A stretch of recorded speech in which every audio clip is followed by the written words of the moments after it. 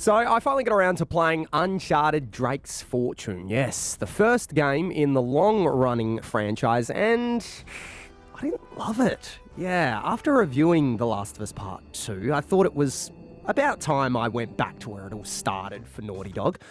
Okay, not quite that far, but to the game that gave them their first real break as quote-unquote serious developers, birthing what has now become one of the most prestigious modern IPs. First of all, if you're new to the channel, well, it's great to have you on board, and if you like this video, then maybe consider letting me know you like it by liking the video.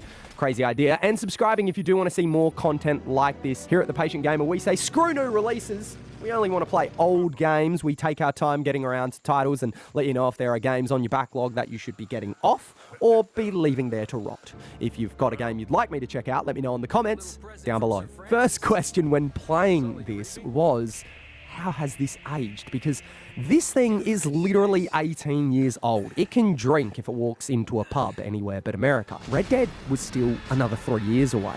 The first Assassin's Creed had just released, and we'd only gotten our second installment in what would grow into the long-running God of War series. We were starting to see some really impressive experiments in the medium that were bringing an elevated experience to the gamer. Titles like BioShock, Mass Effect, Half-Life 2, all releasing in 2007. But is this timeless classic really that timeless? Well, let's find out. How does it play today?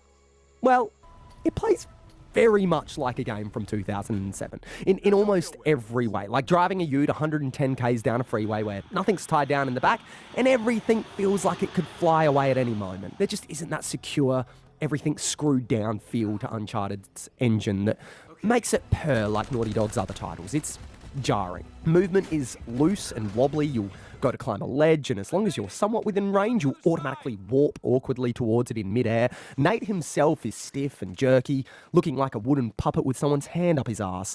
He scrabbles over cliffs with the grace of a giraffe, often looking like he's trying to fight his way out of a wet paper bag, and glides through the air in zero gravity as he jumps from platform to platform, feeling in danger of floating away at any moment. Animations feel super ancient. The way enemies ragdoll through the air like a piñata that's just had the shit smacked out of it by a 4-year-old is absolutely hilarious though. The physics are totally unrealistic and I kind of love that. There's something endearing in these parts of the game's wonkiness. What I didn't love was the combat. This had some real issues for me. Look, gunfights are floaty, flimsy, but still fun enough to engage with repeatedly, which is good because you will be doing mostly that ad infinitum. There's a really arcadey shooting gallery feel to it as you move through stages of a level, but ultimately it was just way too one note for me. Shallow as a puddle, you've got a very limited arsenal. 2 weapons, a couple of grenades, and that's it. Progression is also non-existent, meaning mechanically this is a bare bones experience. A totally stripped back cover shooter with very little else to break things up. The options available to approach encounters are incredibly minimal when compared to any other AAA game today. This means every fight ends up feeling very similar to the 500 you had before. Enemies respond to your shots with more realism than I expected, but unless you land a headshot, they're also very squishy, taking a lot of punishment before going down, with bullets bouncing off of them like wet beanbags. Taking and breaking cover either isn't snappy enough or far too much. Nearby walls seem to have their own kind of gravitational pull, magnetizing you to them when you're often just trying to escape from a certain vulnerable vantage point. The system too often feels like you're taking a shot in the dark. Who knows if one particular wall or rock will offer you the protection you want, and if so, how easily it will yield it. Some poorly designed battle spaces present tight angles which don't allow for clear shots at your target, and Nate often just seems to lean around them in a really unnatural way, forcing you into closer encounters when the game doesn't feel tailored for that. And there is a bit of that, these half-baked systems throughout the game. There is melee combat, but you'll probably never want to use it. Apparently you can also commit stealth kills, but good luck pulling that off. You can't crouch to soften your footfall or sneak up on foes. There doesn't seem to be any adaptive AI, where the less noise you create makes you harder to detect. It's more so everything you do generates the same amount of noise, which equates to the decibel rating of a fighter jet screaming through the air, immediately attracting every enemy's attention within a 50-meter radius. Back on that AI, it's pretty shoddy. I understand it's obviously come a long way in 18 years, and I am very spoilt by modern enemy behaviour, but it always seemed like I had to cross some sort of invisible threshold to trigger a skirmish, never able to see my foes on the road ahead and formulate some sort of plan of attack based on their positions and movement. Instead, they kind of just materialised out of thin air. There's a couple modern staples of the genre like this that are just straight up missing. I mean, you can't run, which was a constant drag, or even properly aim your grenades. You just kind of chuck and hope. Maybe you'll get lucky. Maybe you won't. There is a knack to it that you do eventually nail, but man, it is an unnecessarily steep curve. The environmental puzzles are decent. I did really like the system of using Nate's journal for clues, but there's not enough of this. More of these would have been a really simple way to break up the seemingly never-ending waves of soldiers in each new area. Finally, game design just doesn't direct the player clearly enough. Levels feel too open with poor graphical definition. Certain interactable objects are often lost in shadow, with way too much time spent scouring areas for a sort of clue or way forward that was always painfully obvious after the fact, but never apparent enough in the moment. Unfortunately, this was a game I spent too much time trying to figure out where to go in, and the way that this stopped the game dead in its tracks is really the worst thing possible in a game like this, where the whole point and main benefit of its linear nature is that it should allow for a clear, seamless run through its compelling narrative. And on that narrative, well, it is a story-based game, so surely it's all about the story, right? You have to trudge through the necessary evil that is the outdated combat and gameplay to enjoy and experience that, right? Not really. Nate obtains a treasure map from his legendary ancestor Francis Drake, supposedly leading him to the legendary city of El Dorado. He hunts it down through the tropics of a forgotten island in the Pacific Ocean, joined by intrepid reporter Elena and his longtime friend and mentor Sully. But of course, it isn't long until they are quickly tracked down by bad guys. And I say bad guys because they really are generic video game villains in the truest sense, the equivalent of the Nazis in an Indiana Jones film. What follows is a series of events that will not offer up many surprises or twists, playing out just about exactly as you'd expect. There was one moment in the third act I didn't see coming, which gave the story a much-needed sprinkle of spice, really leaning very heavily into that pulp magazine brought to life aspect of the game.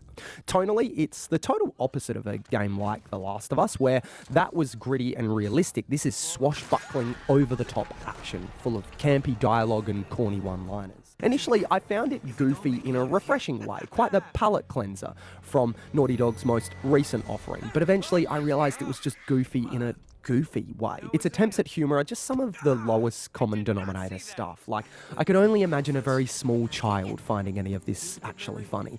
I understand it's probably more functional, designed to create this irreverent, whimsical tone, but it kind of just made me roll my eyes. That tone also isn't as quirky as it thinks it is, instead feeling tired with the dialogue of a Marvel movie. I get doing the clever riff on a classic formula, but this is just formulaic. Going back to the dialogue, it is shockingly generic, full of gamey exposition. It has nothing new to say or add to the playbook of sarcastic quips and light-hearted banter we're familiar with when it comes to this genre. It's as predictable as it is boring. It almost helps to think of it as a satire, with Nate saying, "That's gonna hurt in the morning," after shooting a man in the head. But honestly, it plays it far too straight to be a send-up. Characters are also pretty forgettable. Nate obviously has the most presence, but is also a very cookie-cutter action hero archetype, mostly upheld by Nolan North's admirable VO. He's charismatic and mostly likeable, even if what comes out of his mouth does its best to prove otherwise. But Elena is the stereotypical sidekick the male lead initially finds grating, but of course that hides a deeper sexual tension. His bestie, Sully, is supported by another solid performance from Richard McGonagall, but could just as easily be any other smart-mouthed maverick you've seen before. Together they take on a bunch of moustache-twirling villains whose motivations never rise higher than just a vapid lust for power. Evil for evil's sake. I will say the cutscenes still hold up today, giving Uncharted a very cinematic look. There's a good use of different angles to evoke certain moods or establish characters as wicked or heroic, and extreme close-ups give it that movie-like quality. The soundtrack as well is serviceable, sweeping, mystical and Middle Eastern. It conjures up classic adventure with a touch of John Williams for good measure.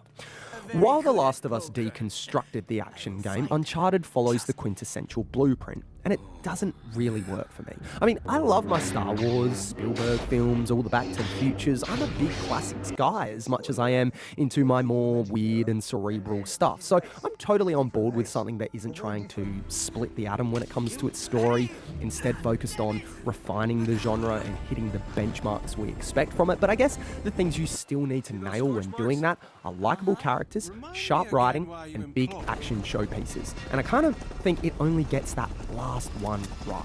In a lot of ways, Drake's Fortune really is the beginning of Naughty Dog's treatment of video games as a vehicle for spectacle, like they are rides at Universal Studios. And that's exactly how they feel playing them. That part of their modern renaissance is something I really love. It always works for me, and it's very cool to see the nucleus of that here, where the obsession with presentation, flair, the whole mise-en-scene of a video game was born, and in a way was very unrivaled for 2007. There's a specific lens through which Naughty Dog want you to experience this game, with a heavy emphasis on making sure big moments of blustering action are framed just right. There are cool moments when the camera pans out after triggering a scripted event, and Naughty Dog knows how to oversee that in a way they instinctively know that the player will marvel at, and every time you set one of these sequences off, it felt like the game was operating at its highest level. Because of this, the camera can have a little too much agency at times. There's a lot of fixed perspectives that are quaint in a way that reminded me of games like Tomb Raider and Resident Evil, and if you have faith in it, it is nice to just let it do its thing, intuitively positioning itself so you can just enjoy the ride. Most of the set pieces are great and show the germination of Naughty Dog's expertise in scripting moments of high-octane adventure that feel masterfully puppeteered. But not everything's a hit. I mean, what the hell was that jet ski section? Seriously, I want my 45 minutes back. The climbing sections feel like some of the smoothest moments in the game, epic in scale and presentation. They don't pose much difficulty, just like when they appear in other games. They're less about the challenge and more about the immersion of the player in making you feel like you're acting out something grand and adventurous and capturing that on screen, which I think Drake's Fortune does very well. The camera work again here feels especially responsive and intelligently designed, making platforming fun and free-flowing. Graphically speaking, it still looks pretty good, to be honest, and it's easy to see how it would have been utterly breathtaking at the time. You can see the precursors of so many of the trademarks Naughty Dog would soon become famous for: attentive detail, realistic lighting and shadows, intentionally directed cutscenes, and crisp visuals that would have been a real tour de force at the time. The art direction still shines through as well, with Naughty Dog's typical importance placed on crafting environments teeming with life, wild animals scuttering away from your presence as you walk through dappled forests that seem ripped straight from the pages of the Phantom. Safe to say, it obviously looks better from a distance. You can really see a lot of its wrinkles up close in the cutscenes, with facial animations that, and I'm going to sound like a broken record here, were pretty good for the time, sure, but today look waxy and kind of terrifying, like they're wearing someone else's skin. The eyes especially, sunken in and vacuous, veer into the uncanny valley at an alarmingly regular rate, but lip sync is at least reliably accurate. If Drake's Fortune was a ride, it'd be the Mad Mouse, fun and exciting when not being stopped on the tracks for regular maintenance, a little rusty and rickety, creaking around corners with that slight touch of fear that you could actually die on this thing. But hey, that's half the fun. The first installment in the Uncharted franchise is a somewhat underwhelming game to play today that struggles to live up to the pedigree this series enjoys now. But I can see the foundation, the building blocks for what could and should be a really enthralling experience as the franchise grows. It reminded me of some of the classic video games I grew up playing, and it's a real toast to that golden era. It's easy to see how and why this was so liked at release, but it's also a bit of a time capsule, a point of reference for us to measure